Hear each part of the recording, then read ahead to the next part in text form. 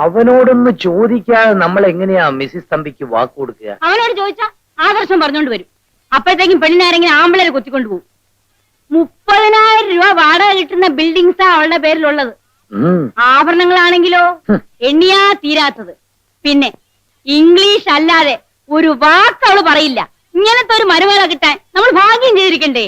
തുച്ഛമായ ശമ്പളം കൊണ്ട് ജീവിക്കുന്ന ഒരു കൺട്രി ടൈപ്പാണ് അവനെന്ന് അറിഞ്ഞാൽ അവർക്ക് ഇഷ്ടപ്പെട്ടില്ലെങ്കിലോ? ഞാനത് പറയൂ. വിനയന് ജോലി ഡൽഹിയിലാണെന്നാണ് പറഞ്ഞിരിക്കുന്നത്. അവനുമായി പരിചയപ്പെട്ടാൽ അവര് സത്യം അറിയില്ലേ? ഒരക്ഷരം മിണ്ടില്ലെന്ന് സത്യം ചെയ്ത് വാങ്ങിച്ചേച്ചല്ലേ അവനെ ഞാൻ കല്യാണ പന്തലിലേക്ക് അയക്കുള്ളൂ. എനിക്കെന്തോ വലിയ വിശ്വാസം വരുന്നില്ല. നിങ്ങളൊന്നും മിണ്ടായിരിക്കണം. ഞാൻ ഇന്ന് തന്നെ ഡൽഹി വിളിച്ച് അവനോട് വിവരം പറയാന്നാ മിസ്സസ് തമ്പിയോട് പറഞ്ഞിരിക്കുന്നത്. അവനോട് വന്നു കിട്ടിയാ പിന്നെ കല്യാണം കഴിഞ്ഞേ പറഞ്ഞേക്കാവൂ, അല്ലെങ്കിൽ ഒഴിഞ്ഞു മാറിക്കളയും. എന്നാൽ അവനോടൊന്ന് വരാൻ പറയണ്ടേ? ഡൽഹിയിലേക്ക് വിളിച്ചു പറഞ്ഞ പോരെ മമ്മി? കുട്ടികളുടെ കാര്യം നോക്കിയാ മതി. ഒരെഴുത്തയച്ചാലോ? അല്ല, ചേട്ടനോട് വല്ലതും പറയാനുണ്ടെങ്കിൽ ഞാൻ പോയി പറഞ്ഞോളാം. അത് കൊള്ളാം. ബാബുവിനേതായാലും കോളേജിൽ പോണ്ടല്ലോ ഇപ്പൊ. മാത്രമല്ല ചേട്ടന്റെ വില്ലേജൊക്കെ ഒന്ന് കണ്ടുവരികയും ചെയ്യാം. പക്ഷെ മാരേജിന്റെ കാര്യമൊന്നും പറയണ്ട. വെറുതെ ഞങ്ങൾക്കൊന്ന് കാണാനെന്ന് പറഞ്ഞാ മതി. അതൊക്കെ ഞാൻ ഏറ്റു മമ്മി. എന്നാ നാളെ തന്നെ പുറപ്പെട്ടോ.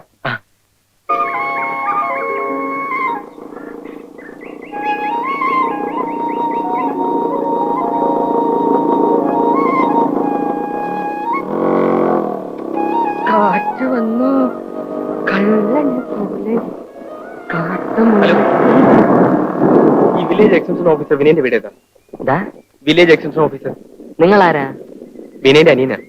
അയ്യോ, വിനയൻ സാറിന്റെ ഇവിടെ ഇവിടല്ല. പിന്നെ ഇവിടുന്ന് പടിഞ്ഞാറോട്ട് ഒരു 15 മൈല് പോണം.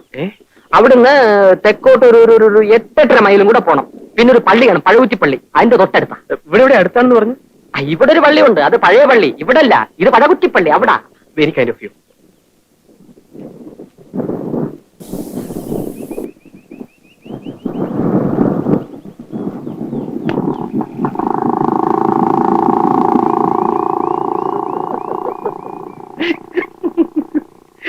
ഗ്രാമസേവക, ഗ്രാമസേവക.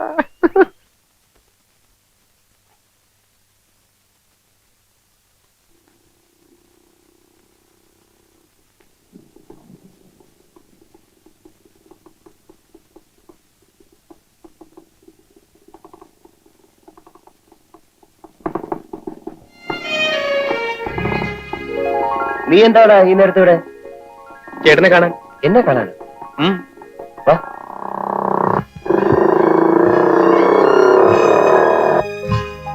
എന്താടാ ബാബു, വീട്ടിലെല്ലാം വിശേഷിച്ച്? ഒന്നുമില്ലെന്നേ. ഒന്നുമില്ല. നീ രാത്രിയില് എന്താ എനിക്ക് എന്റെ ചേട്ടനെ കാണാൻ വന്നൂടെ? പിന്നെ പകല് തന്നെ ഞാനിവിടെ എത്തേണ്ടതാ. നല്ലവനായ ഒരു നാട്ടുകാരോട് വഴി ചോദിച്ചതുകൊണ്ട് അയാൾ പറഞ്ഞ വഴി മുഴുവൻ കറങ്ങേണ്ടി വന്നു. ഓ, ഭയങ്കര ക്ഷീണം. നീ വല്ലതും കഴിച്ചോ? എന്ത് കഴിക്കാനാ? എന്നാ വാ, വല്ലതും കഴിച്ചു ചേട്ടൻ നടന്നു.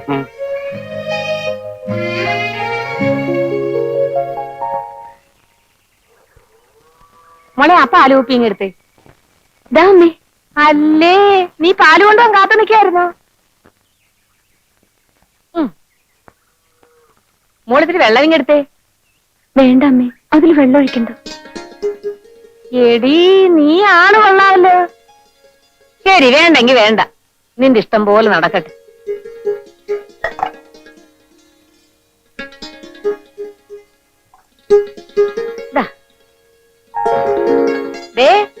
കേട്ടോ, മോള് പറഞ്ഞത് കേട്ടോ?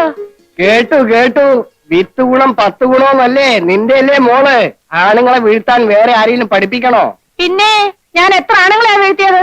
ഒന്നുമില്ലെങ്കിൽ നീ എന്നെ വീഴ്ത്തിയില്ലേ? അതൊക്കെ പറ, പിള്ളേര് കേക്കും.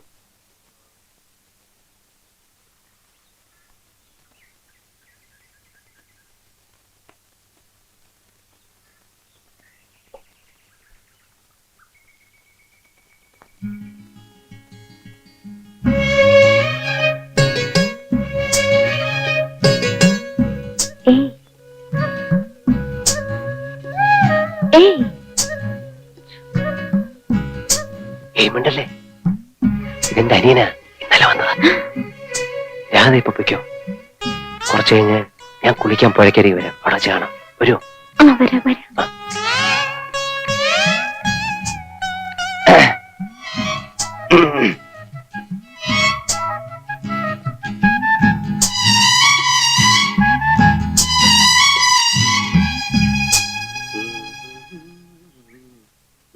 ചേട്ടാ എനിക്ക് നീന്തി കുളിക്കണം. എവിടെ പുഴ? പുഴയോ? നീ പുഴയൊന്നും കുളിക്കണ്ട. പരിചയമില്ലാത്ത വെള്ളത്തിൽ കുളിച്ചാ വല്ല ജലദോഷം മറ്റോ വരും. അപ്പൊ ഇവിടുന്ന് പോകുന്നവരെ ഞാൻ കുളിക്കാൻ പാടില്ലേ? ദേ കിണറുണ്ട്, തൊട്ടിയിരിപ്പുണ്ട്, വേണമെങ്കിൽ കോരി കുളിച്ചു. അതും എനിക്ക് പരിചയമില്ലാത്തുള്ളൂ. പറയുന്നേക്ക് ബാബു, ഞാൻ ഒന്ന് മുങ്ങി തോർത്തിട്ട് ഇപ്പൊ വരാം. എന്നിട്ട് വേണമെങ്കിൽ നിനക്ക് വെള്ളം ചൂടാക്കി തരാം. ചേട്ടാ ഈ നാട്ടിൻപുറത്ത് വന്നിട്ട് ഒന്ന് നീന്തി കുളിച്ചില്ലെങ്കിൽ പിന്നെ എന്തോ രസം. ഇവിടുത്തെ പുഴ നീ കണ്ടിട്ടില്ലല്ലോ? ഇല്ല. നിന്റെ സ്വിമ്മിംഗ് പൂൾ പോലൊന്നും അല്ല, ഭയങ്കര ഒഴുക്കാ. പരിചയമില്ലെങ്കിൽ പോക്ക് തന്നെ. എന്നാ നമുക്ക് ഒരുമിച്ച് പോകാം. ചേട്ടനുണ്ടെങ്കിൽ പിന്നെ പേടിക്കാനില്ലല്ലോ. ബാബു പറയുന്നേക്ക്, വാതിലൊക്കെ തുറന്നു കിടക്ക.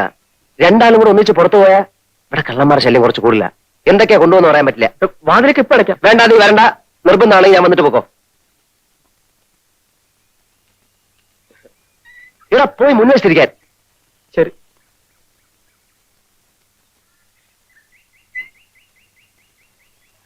എത്ര നേരം ഞാൻ കാത്തു നിൽക്കുകയാണെന്നറിയോ? അതിന് അവിടെ നിന്നൊന്ന് ഊരി കിട്ടിയിട്ട് വേണ്ടേ?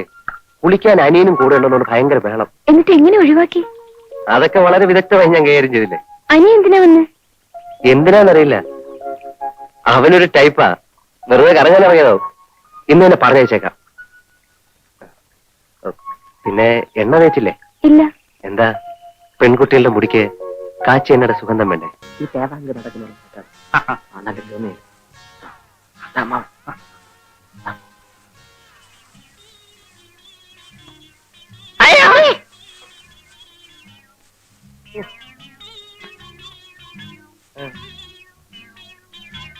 ആരാന്ന് മനസ്സിലായോ? ഇല്ല. പട്ടണത്തിൽ നിന്നാ, വലിയ ഉദ്യോഗസ്ഥനാ. രാസയ്ക്ക് വേണ്ടി ഞാൻ കൊണ്ടുവന്ന. അവിടെ കഴുത്തിലൊരു മിന്നു കെട്ടാൻ എനിക്കോ യോഗമില്ല. എന്നാ എന്റെ കൂട്ടുകാരനെങ്കിലും ഒരായിക്കോട്ടെ. അമ്മാവന്റെ ആ പഴുത്ത ഗ്രാമസേവനേക്കാൾ ഭേദമാ. ഇതാ കണ്ടോ, pant, belt, shirt, tie, cigarette, cooling glass, തൊപ്പി. ഇതാ പോരെ. ആരുടെ കാണാ? എന്റെ തന്നെയാ. അയ്യോ, കുളമ്പ് രോഗമുണ്ട്, സൂക്ഷിക്കണം. നിർത്ത്.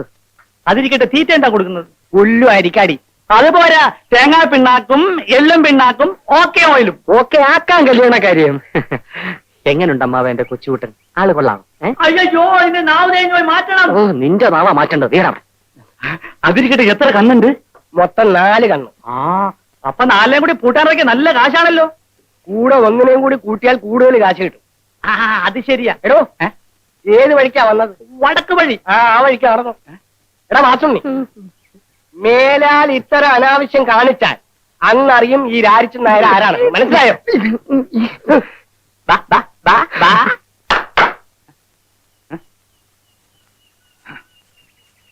പിന്നെ കല്യാണം നടന്നില്ലെങ്കിൽ കുഴപ്പമില്ല, കണ്ണ് 4 ഉണ്ടല്ലോ. എന്റെ ഇവിടെ പൂട്ടാൻ നിർത്തിയാ മതി.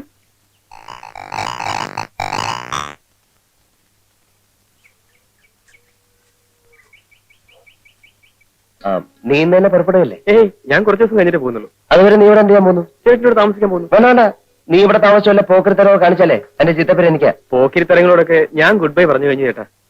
തർക്കിച്ചേക്കാൻ എനിക്ക് സമയമില്ല. എനിക്ക് ഓഫീസിൽ പോണം. എന്നാ ചേട്ടൻ പോയിട്ട് വരൂ. ഇടാ, നിന്റെ ഉദ്ദേശം എന്തുവാ? കുറച്ച് ദിവസം ലീവ് എടുപ്പിച്ച് ചേട്ടനെ വീട്ടിലേക്ക് കൂട്ടിക്കൊണ്ട് പോവുക. എന്തിന്? പറയാൻ പാടില്ലെന്നാ ഡാഡിയും മമ്മിയും പറഞ്ഞത്. എങ്കിലും പറയാതിരിക്കാൻ പറ്റാത്ത ഒരു അവസ്ഥയാണിപ്പോ. കാര്യം പറഞ്ഞേ. മാസം 30,000 രൂപ വാടക വരുന്ന കുറെ ബിൽഡിംഗ്, എണ്ണിയാൽ തീരാത്ത ഓർണമെന്റ്സ്, ഇംഗ്ലീഷ് അല്ലാതെ ഒരക്ഷരം മിണ്ടില്ല. ഈ ഗുണങ്ങളൊക്കെ ഉള്ള ഒരു പെണ്ണിന് ചേട്ടനെ കല്യാണം കഴിച്ചു കൊടുക്കാൻ മമ്മി തീരുമാനിച്ചിരിക്കുക. ഞാൻ സമ്മതിക്കത്തില്ല. അതിനായി എന്നെ ആരും കാക്കുകയും വേണ്ട. അത് ഇവിടെ നിന്ന് പറഞ്ഞിട്ട് കാര്യമില്ല, വീട്ടിൽ ചെന്ന് പറയണം. ഞാൻ വീട്ടിലേക്ക് വരുന്നില്ല. എന്നാ ഞാനും പോകുന്നില്ല. എനിക്ക് ഇഷ്ടപ്പെട്ട പെൺകുട്ടിയെ മാത്രമേ ഞാൻ കല്യാണം കഴിക്കൂ. ഓ, ഞാൻ സമ്മതിച്ചിരിക്കുന്നു. അല്ല, ആരെങ്കിലും കണ്ടു വെച്ചിട്ടുണ്ടോ? നീ എന്റെ അനിയനാ. നമ്മൾ തമ്മിൽ ഇത്തരം കാര്യങ്ങളൊന്നും സംസാരിക്കാൻ പാടില്ല. അതൊക്കെ പഴയ കാലത്ത് ചേട്ടാ. ഇപ്പൊ ചേട്ടൻ അനിയന്മാർ ഒരുമിച്ചാ പഞ്ചരടിക്കാൻ പോകാറ്. എനിക്ക് ഓഫീസിൽ പോകാൻ സമയമായി. അടുക്കളയിൽ പാലും ഏത്തപ്പഴം നീ പോയി കഴിച്ചോ. ശരി, ചേട്ടൻ തിരിച്ചു വരുമ്പോഴേക്കും ഞാൻ ഈ വില്ലേജും ചുറ്റി കടച്ചു വരാം. ചേട്ടന്റെ സേവനം കൊണ്ട് ഈ ഗ്രാമത്തിൽ വല്ല പ്രോഗ്രസ് ഉണ്ടോന്ന് അറിയണമല്ലോ.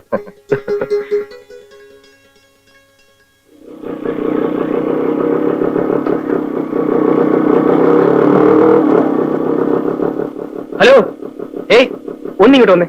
തന്നെയാണോ? ഒന്ന് വരൂ.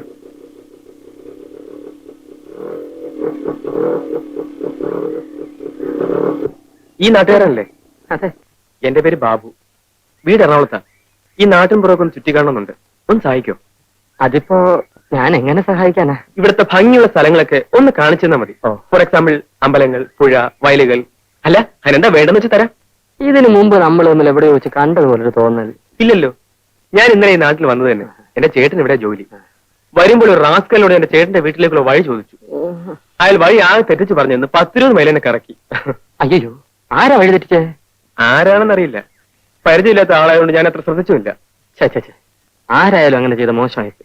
സാറ് വരണം, ഈ നാട്ടിലെ സ്ഥലങ്ങളൊക്കെ ഞാൻ കാണിച്ചു തരാം. ആ ഇത്രയൊക്കെ ആയിട്ടും സാറിന്റെ പേര് ചോദിച്ചില്ലല്ലോ. ആ പേരെന്താ? വാസുണ്ണി. ആ വാസന കയറിക്കോളൂ.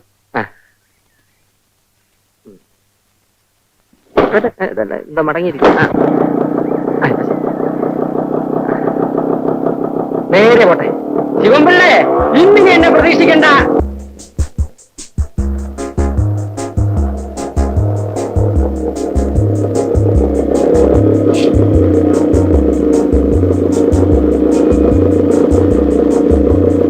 എന്താ സാർ ഇവിടെ നിർത്തിയത്?